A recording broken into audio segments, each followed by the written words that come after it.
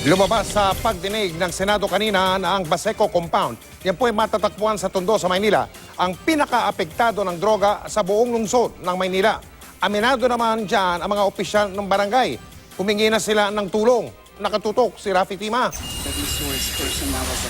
Sa pagdinig kanina ng Senado sa extrajudicial killings at problema sa droga, special mention ng isang lugar sa Maynila kung saan talamak umano ang bentahan ng droga.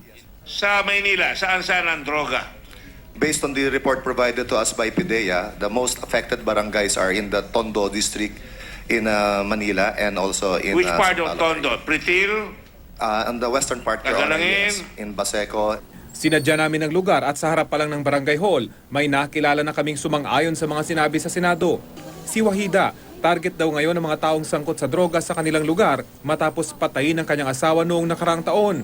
Pinagdudahan daw kasi silang nagsusumbong sa mga otoridad. Ang gusto nilang ipapatay, ako, yung anak ko po, at saka yung kapatid ko.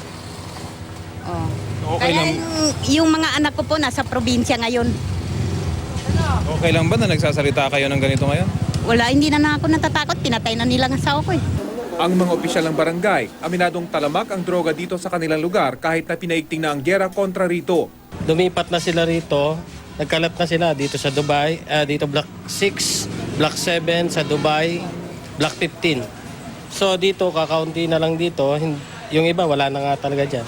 Noong Martes lang, 2 ang patay sa Tondo sa buy-bust operation na isinagawa ng pulisya. Aminado mga opisyal ng barangay dito sa Baseco, target talaga ang kanilang lugar ng mga drug groups dahil bukod sa marami silang kliyente sa lugar na ito, ginagawa rin daw itong taguan ng mga high-profile drug suspects dahil mahirap itong pasukin. 8 high-profile drug suspects umano ang narito sa Baseco pero hindi nila ma-operate dahil kulang ang kanilang resources. Yung sinasabi ko sa inyo na ibang high personalities, wala na rito. Pero continuous yung kanilang aktibidades rito. Gamit yung kanilang mga taong pinagkakatiwalaan. Dahil sa pag-alis ng ilan sa mga high-profile drug suspects, lumiit umano ang bilang ng mga drug-related crimes sa Baseco, lalo na ng murder.